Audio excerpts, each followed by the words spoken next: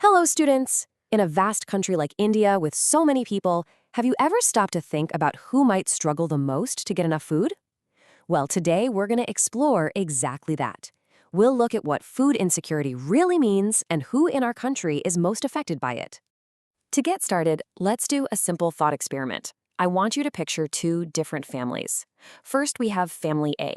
They have a stable, fixed income that comes in every single month. They know what to expect.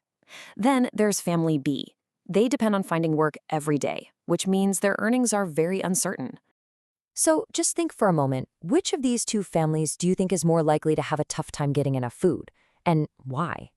I'm sure most of you are thinking of Family B, and you'd be right.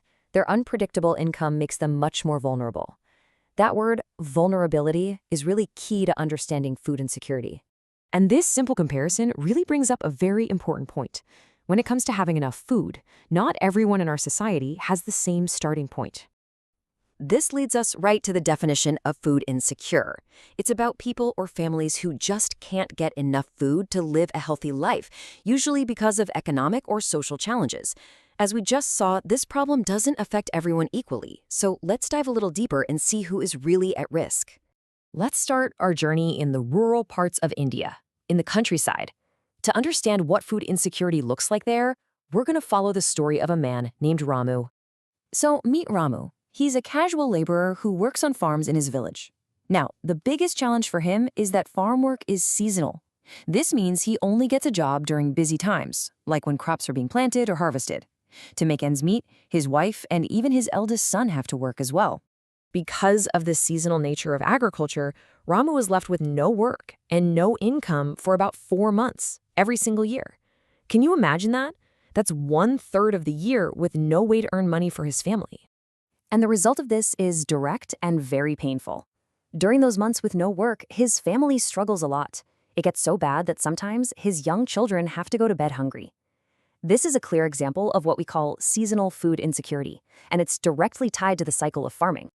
But you know, food insecurity is not just a problem in villages. It's a big issue in cities as well. So now let's shift our focus to urban areas and understand this problem through the story of another man, Ahmad. Ahmad is a rickshaw puller in the city of Bangalore. He moved there with his whole family. He's the only one who earns, so all the pressure is on him. And his income from pulling a rickshaw, it changes every single day. On a good day, he might earn enough, but on other days, he barely makes enough to feed his family. But luckily, Ahmad's family has a small lifeline. He has a yellow card, which is part of a government program called the Public Distribution System, or PDS. This card is meant for families who live below the poverty line. So how does this card help him? Well, with this card, Ahmad can go to a special shop called a ration shop. There, he can buy essential food items, things like wheat, rice, and sugar, at a subsidized price. That means it's much, much cheaper, almost half the price he would pay in the open market. This system acts as a crucial safety net, helping his family get by even on days when his earnings are very low.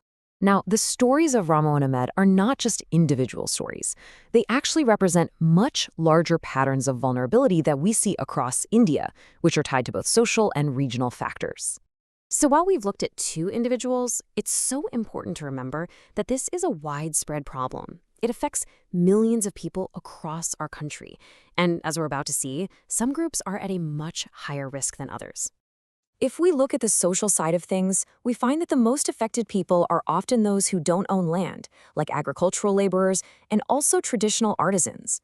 We also see that social groups like the scheduled castes, scheduled tribes, and some sections of the other backward classes face a higher risk because of historical disadvantages that have continued for a long time. And within these groups, there's a huge number of pregnant and nursing mothers and children under the age of 5 who are food insecure. We're talking about approximately 11 crore people. This is especially concerning because malnutrition at such a young age can cause health problems that last a lifetime. Where you live also matters a lot. Food insecurity is often concentrated in economically backward states that have high levels of poverty. It's also more common in tribal and remote areas, and in places that are often hit by natural disasters. For example, states like Bihar, Jharkhand, Orissa, and West Bengal have a very high number of food insecure people. All right, so we've looked at some stories and the different factors at play. Let's now bring it all together and understand why it is so important to identify these vulnerable groups. As we've seen, food insecurity is not just one problem. It's connected to many other big issues. It's deeply linked with poverty, unemployment, especially the seasonal type that Ramu faces, social inequality, and also the fact that some regions are more developed than others.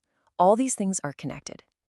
And this brings us to our main takeaway for today. Why does all of this matter? It matters because if we truly want to ensure food security for everyone in India, the very first and most important step is to know exactly who the most vulnerable people are and where they live. So, this leaves us with one final question to think about. We now have a better idea of who is food insecure and why. The question is, what's next? What practical steps can be taken to help these vulnerable groups and to work towards a future where nobody in India has to go hungry? Think about it.